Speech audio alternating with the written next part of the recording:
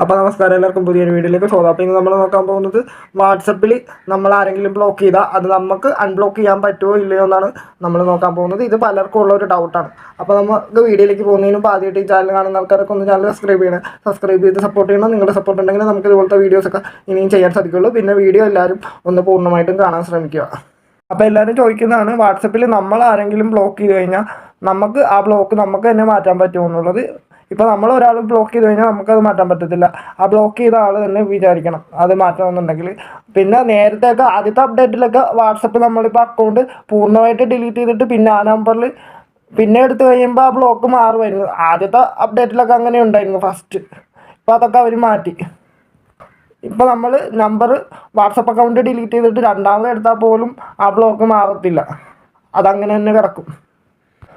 പിന്നെ പലരും ചോദിക്കുന്നതാണ്, പിന്നെ ബ്ലോക്ക് ചെയ്ത ആൾക്ക് പിന്നെ എങ്ങനെ മെസ്സേജ് അയക്കുക എന്നുള്ളത്.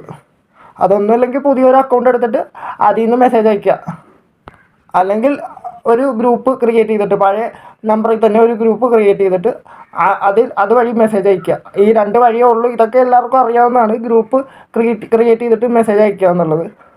പിന്നെ വേറെ സംശയം ആളുകൾക്കുള്ളത്, തേർഡ് പാർട്ടി സൈറ്റ് വഴിയോ ആപ്ലിക്കേഷൻ വഴിയോ ഒക്കെ അൺബ്ലോക്ക് ചെയ്യാൻ പറ്റുമോ ഇല്ലയോ എന്നുള്ളതാണ്. അൺബ്ലോക്ക് ചെയ്യാൻ പറ്റില്ല, അതും പറ്റില്ല. കാര്യം എന്താണെന്ന് വെച്ച് കഴിഞ്ഞാൽ തേർഡ് പാർട്ടി ആപ്ലിക്കേഷനും സൈറ്റുകളൊക്കെ ഉണ്ട്. പ്ലേ സ്റ്റോറിൽ തന്നെ ഒട്ടനവധി ആപ്ലിക്കേഷനുകളുണ്ട്. പക്ഷേ ഇത് മിക്കതും ഫേക്കാണ്. ഇത് നിങ്ങൾ ട്രൈ ചെയ്ത് നോക്കിയിട്ടുണ്ടെങ്കിൽ നിങ്ങളുടെ ഡാറ്റാസൊക്കെ ചിലപ്പോൾ ചോരാനായിട്ട് അത് കാരണമാകും. അപ്പോൾ അങ്ങനെയുള്ള കാര്യങ്ങളൊന്നും ആരും ചെയ്യാതിരിക്കുക. Third party site, third party application എന്നിവയിൽ നിങ്ങളുടെ നമ്പറോ അല്ലെങ്കിൽ മറ്റുള്ളവരുടെ നമ്പറോ ഡീറ്റെയിൽസോ ഒന്നും കൊടുക്കാതിരിക്കുക. അപ്പോൾ ഈ കാര്യങ്ങളൊക്കെ എല്ലാവരും ഒന്ന് ശ്രദ്ധിക്കുക. പക്ഷേ എനിക്ക് പറയാനുള്ളത്, ബ്ലോക്ക് ചെയ്ത ആൾ ബ്ലോക്ക് ചെയ്ത് പോയി, അത് ചിലപ്പോൾ അവരുടെ ഇഷ്ടമായിരിക്കും. ബ്ലോക്ക് ചെയ്ത് പോവാതിരിക്കുക.